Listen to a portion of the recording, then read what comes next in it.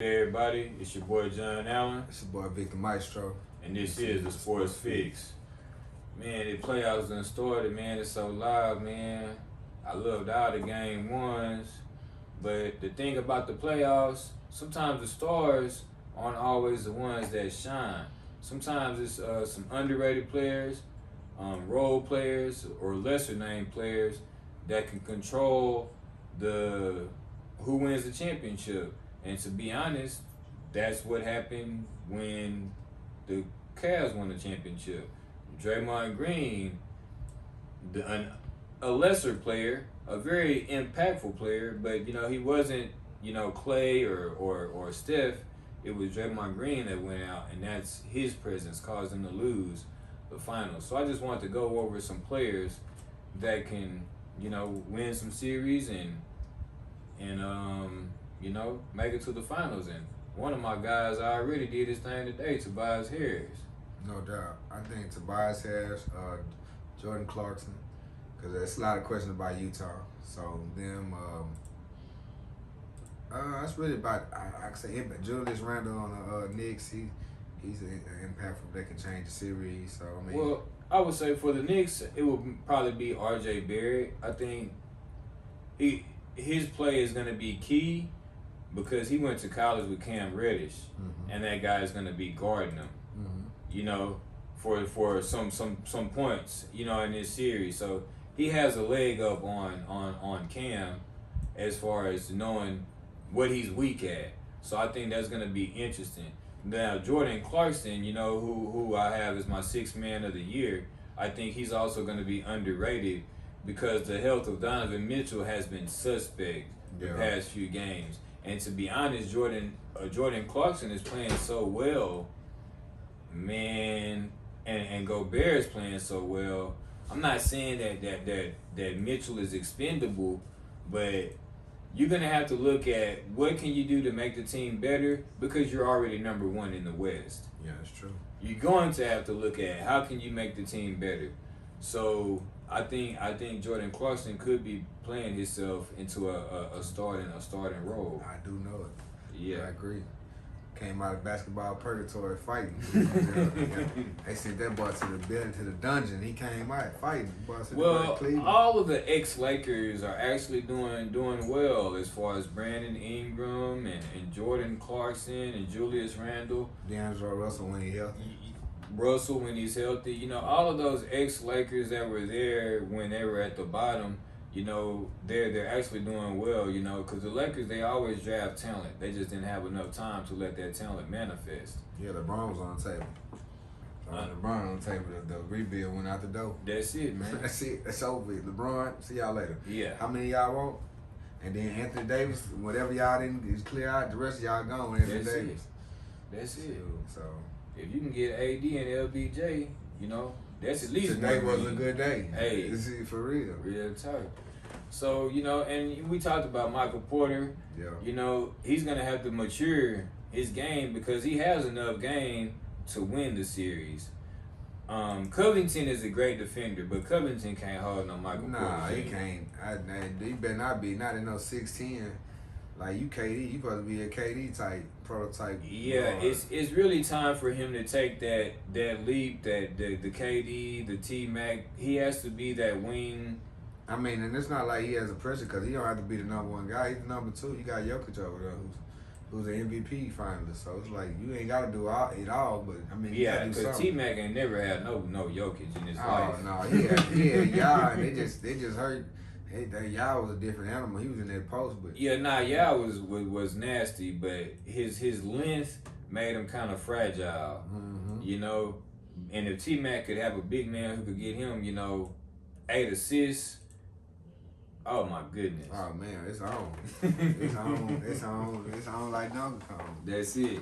So, I feel like Michael Porter, if he can get in his bag, the only way they're gonna win the series if Michael Porter gets in his bag. I don't care what the Joker does. He could average a triple-double. They would lose that series against Portland because Portland, they have a lot of unsung heroes as far as Carmelo Anthony, C.J. McCullough, and then they still have Jones, Derrick Jones, you know, like I said, Covington.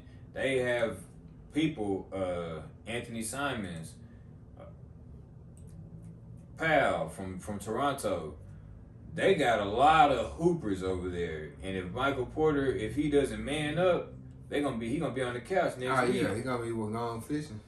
Yeah, gone fishing for real, putting on them phones. I mean, they gotta do something with Damian Lillard, man. If they don't, they in trouble. Like, well, there's nothing that they can do. You know, they don't have nobody that he has to guard because Jamal Murray is hurt.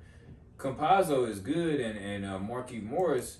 I mean, Morris, the backup point guard, is good, but they're not gonna be able to stop Dame, who's basically the second best point guard in the NBA, second to third. However you want to rank Westbrook.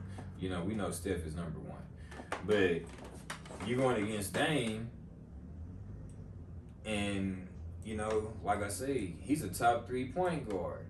He's gonna get you 40 points, 10 assists. No doubt. You know, and CJ McCollum and they got some nice pieces over there. And still Melo, he don't have a ring, you know.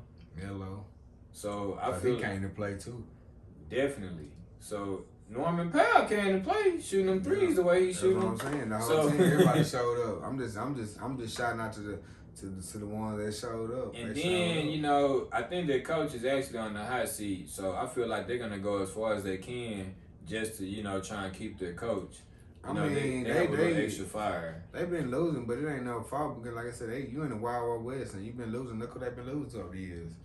They lost to Golden State, you know, a couple times. Yeah, so I mean, you know, you lost to the Lakers last year. My boy got hurt, Lillard got hurt.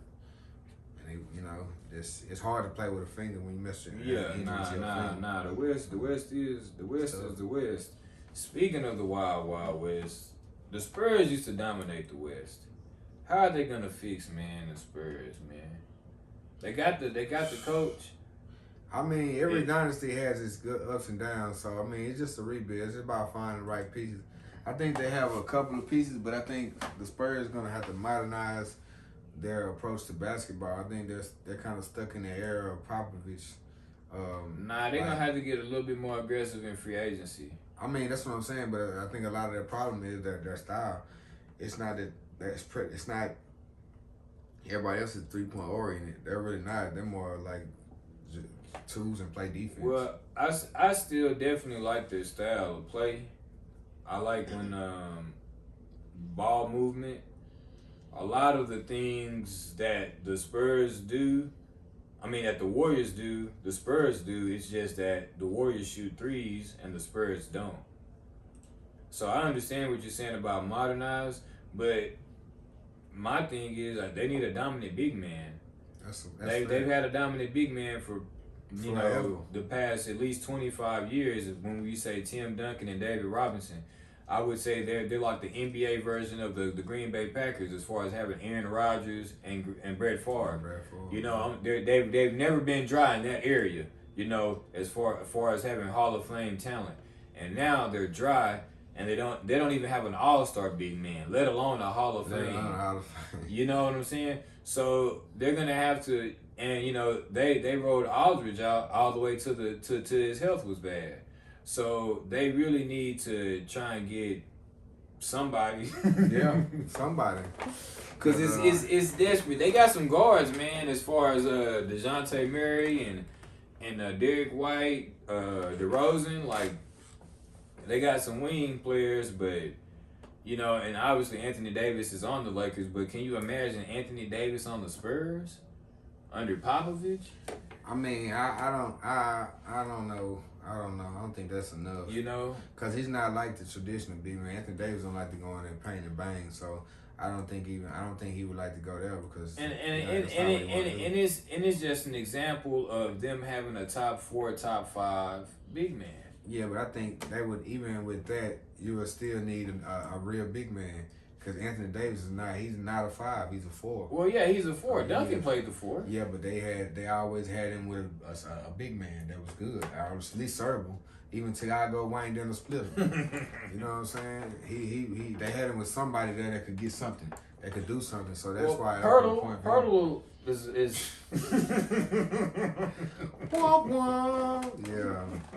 yeah, funny. Hurdle is funny. That's exactly what that is.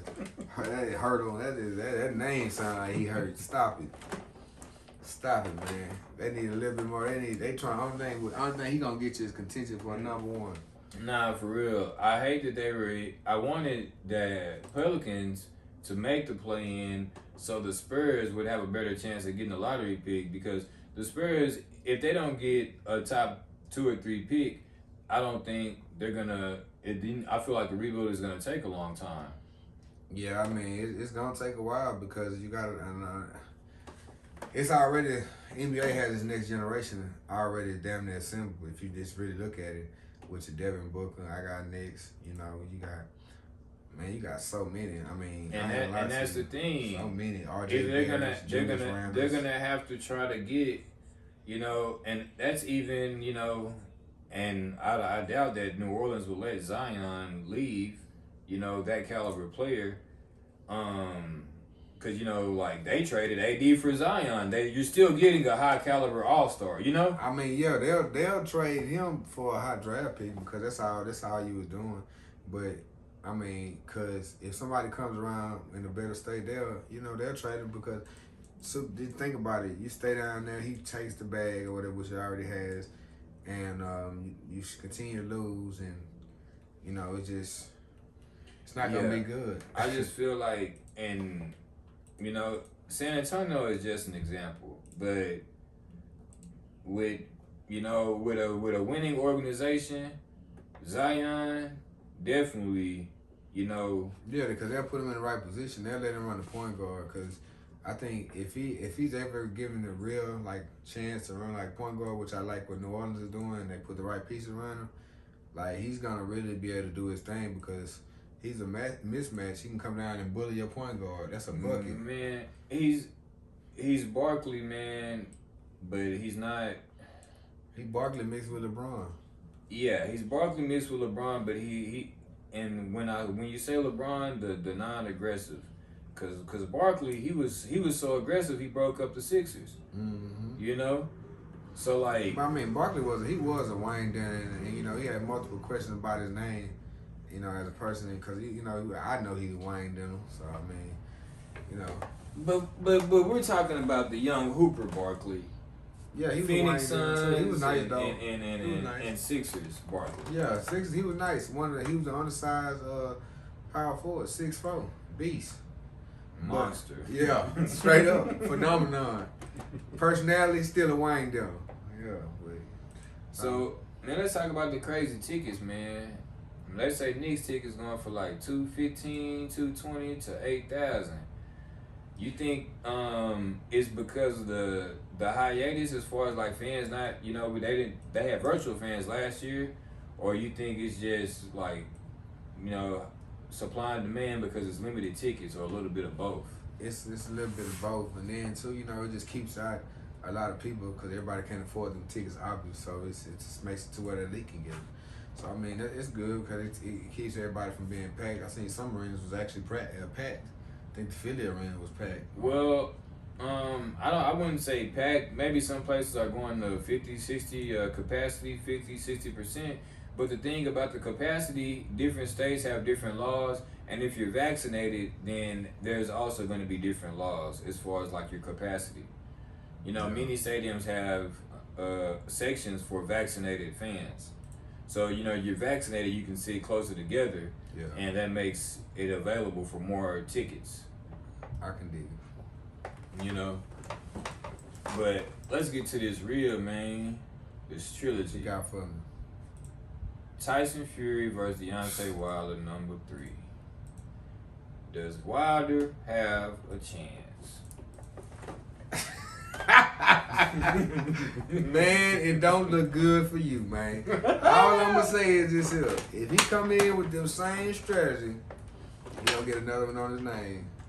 Man, if he wear that same headdress, he gonna be get another one on his name. Yeah. L Boogie. I'm telling you, cause the white boy like the rushing off. He like the rushing off. Was it Rocky too? Oh, Rocky. Yeah, I'm telling you, that boy like straight like he gonna kill him. And the thing is, I just think he didn't properly train. He probably thought he was slow. He had an easy dub. And had an easy dub. He's gonna have to train. Don't wear that headdress, and you're gonna have to bob and weave. And I'm not no pro, you know. I'm Slim Jim. But man, I'm being that ring and my bob and weave. I'm getting paid $20-something million, and I'm just being honest, man. The exhibition fights that they've been having, Nate Robinson versus like that Paul guy, that was more exciting than Tyson Fury versus Deontay Wilder. No doubt, no doubt. Like for a heavyweight championship, it should be way more exciting. Yeah. It should be way more skill than what we're seeing. You're supposed to be the best in the world. Like as far as like heavyweight championship, you know, we're talking about Mike Tyson, Evander Holyfield, Lennox Lewis, and these are classic fighters and fights. Cause when Tyson fought, Ali. hey man, when Fifth Ward's on George Foreman, you know, yeah, let's get it. That's all I'm saying. Killers, man, not thrillers. Not thrillers, you know. Even like, you know, the Ken Nortons, you know, had something. Yeah. So you have to show people, man, I honor this craft, because boxing really is how a poor man becomes rich. No doubt. You know, you could be nothing, and then you could train in that boxing for 2 years, and you could be a champion. And you can be somebody, man, for real. And that's just being real. We you know, I know he's had homeboys. I've had friends, you know, go from, you know, nothing, man. You know, poor families, you know, no education or maybe like opportunities. They get into that boxing and they turn into a whole nother person. You know, they develop, you know, self-esteem come up, you know. So boxing in the community, especially African American community here in Houston, has transformed a lot of lives. So I'm hoping that Wilder wins. So, you know, it's another young African American man can see that, and he'll want to be the next, you know, Mike Tyson or the next Muhammad Ali, like you said. You know, not the next Deontay Wilder, you know. And obviously he'll be a champion, but you always want to be greater, you know, than your predecessor. So we just praying, you know, that. And I ain't trying to say like I'm picking Wilder, because to be honest, I feel like Tyson Fury is just a better boxer. I think so too. Yeah, but I'm hoping, you know, that he put some skill and he pulled it off, because boxing it's a real sport. People used to gravitate to it, and now it's like MMA has taken some of the juice, the shine from boxing. And boxing is still just as skilled. When we were children, you know, you honor, you know, and you have admiration for Muhammad Ali, but you also have admiration for Bruce Lee.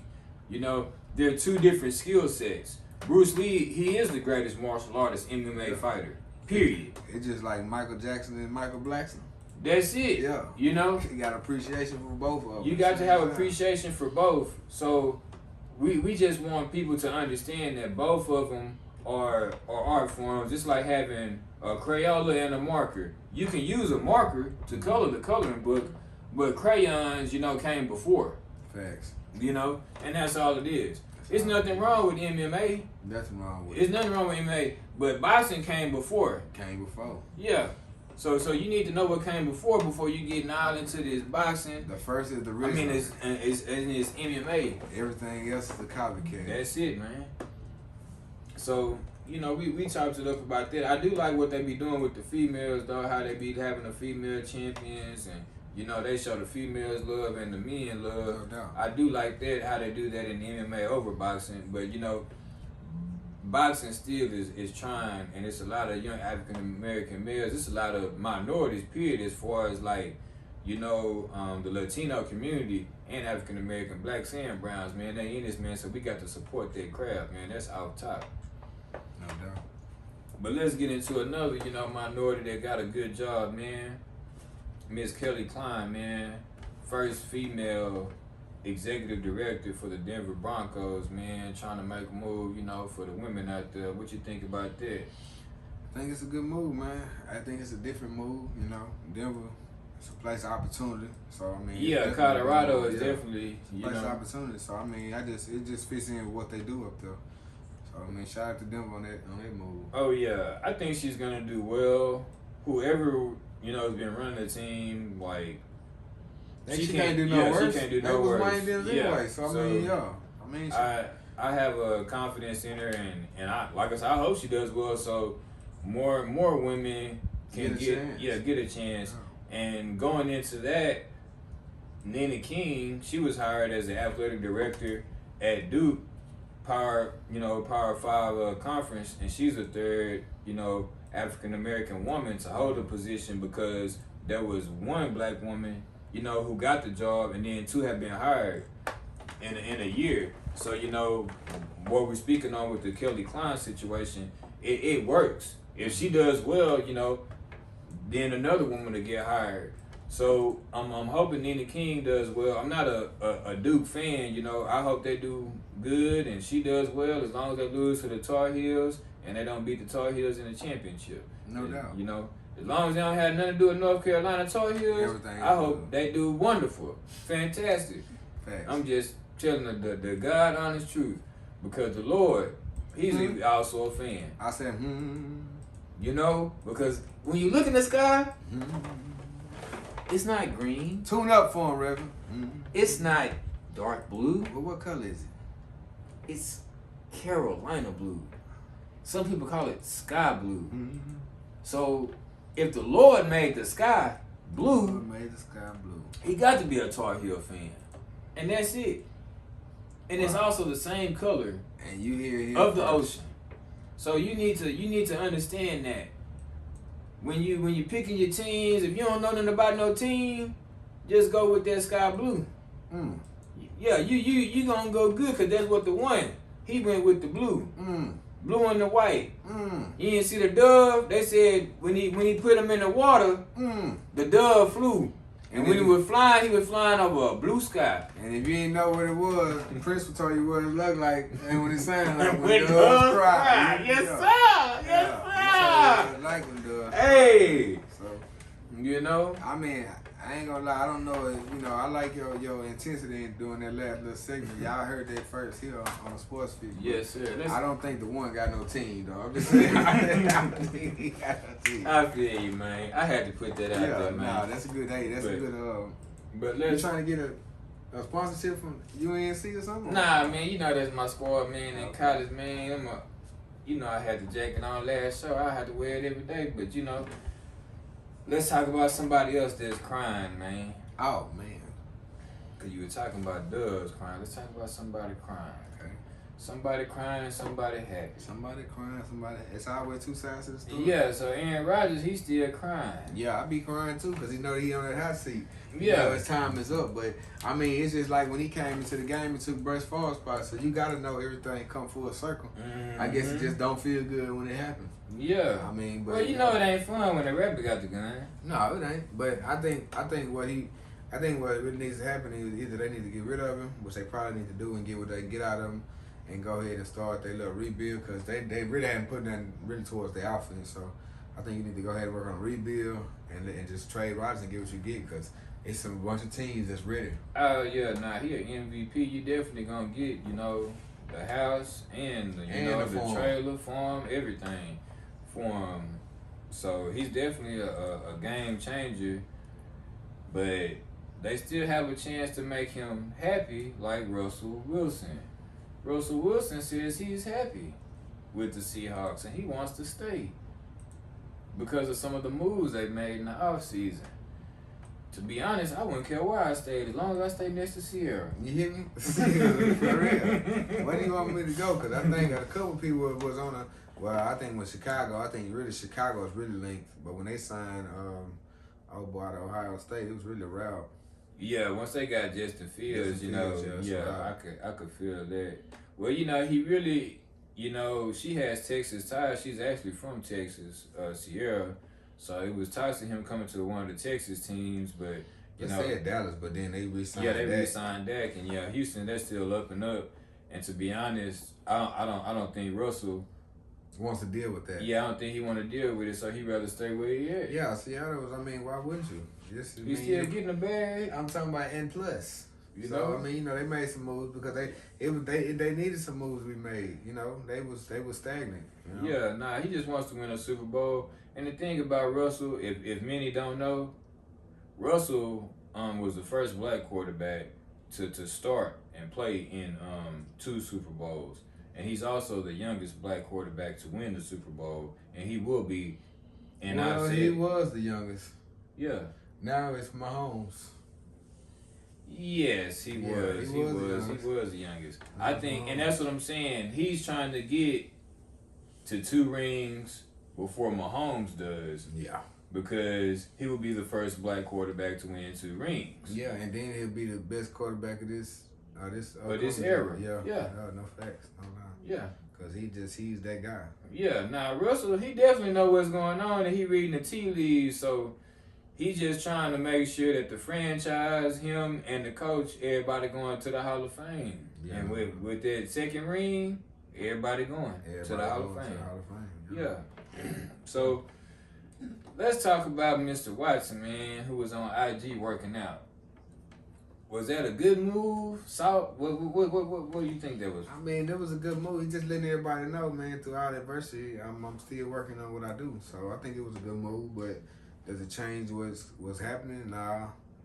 It's really real what's happening, so now I don't think it changed. Well, that's why I say some say that it was a bad move because he's not focused on the legal allegations or just being in the public eye. I guess he's trying to take the focus off of the situation, what he has going on.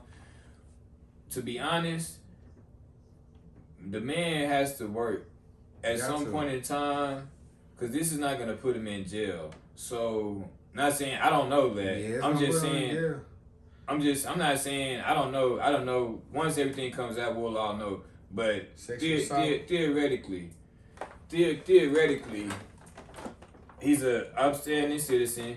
He's not a criminal. He would probably get some type of probation. He has a lawyer, so he's probably not gonna go to jail unless there's some hardcore evidence. Now, if there was some more hardcore evidence, I could see that. But the way that things are going right now, I would really think that man is trying to get this over with, even if he's out the league for a year. Yeah.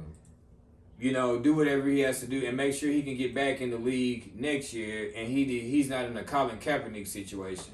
That's what I'm saying. I feel like he knows he's already black. He knows he already messed up, and I'm gonna work out and work on my craft to get my mind off of this, and hopefully I can fix it to where I can actually get back in the league, and I won't be in the situation that Colin is in. That's what I feel like he's doing. Well, I think him and Colin Kaepernick's situation is totally different. This offense is a little bit forgivable in the eye of the NFL. And I think what you see, if you look into the case, you see the Texans are trying to do their due diligence to get this matter resolved. Because, you know, they've been, you know, reaching out to some of the people trying to get this thing fixed so they can make their move. And that's true. Right now, you got to understand what's going to happen. A lot of things are going to happen coming up. If Watson is not, you know, given some kind of leave or something and sits out this year, the Texans still got to pay him. So it's all kind of like, you know, repercussions from what's going to happen to if Watson is allowed, you know, because they really want to get rid of him. But right now, they want him to be on the commissioner's exempt list. Yeah, because I'm not going to lie to you, and this is something I found out because at first I was critical of the situation, but and it made me look at it a little different. Because part of the reason why Watson wants to leave Houston is because he knew last year they was going to press charges on him. He knew this last year. Last December, he knew that they was going to press charges on him. He knew that. So that's why I say I look at him a little different now. It's like now at first, you know, I wanted to defend you, but like you already knew this was going to happen. So it just lets me know, you know what I'm saying? You knew either you had something to do with what's going on. You know. Yeah, I understand that. And that's crazy. That's new information to me, you know. Yeah. So, Man, we just praying, for all the brothers, man. That our quarterbacks will be happy. Watson, Russell, and But you know what? And I'm gonna say this here Rodgers. because this is one more thing, and this is really what hurts me the most about the Watson situation, man. He was warned several times because the first one that came out, I'm telling you, she came out first. So they was telling him that he needed to chill out. They was telling him to chill. He wasn't trying to hear it. Cause he knew this anyway, and he kept doing it. He kept doing it. He knew they was. So I mean, it don't really matter. The move don't change nothing because shoot, he's gonna face something for it. But I mean, as far as him with the Texans, he was already out the door. They was already gonna get rid of him. So Yeah, man. So, like I say, man, we hope our quarterbacks, man, can be happy, man. I just hope that whatever Our whatever he QBs ain't got it going over through, man, here. he just shake that out. Cause I mean, to be doing the type of things he was doing and be getting warned, it's like, why would you still be doing it? And you know that they looking at, he was being arrogant. Well, we all have demons, Facts, I agree. We all have vices. So, man, we just gonna pray for the young brother and we gonna get out of here, man. No doubt. I'm John Allen. It's your boy Victor Maestro. This is the Sports Sports Fix. We'll catch you on the next episode.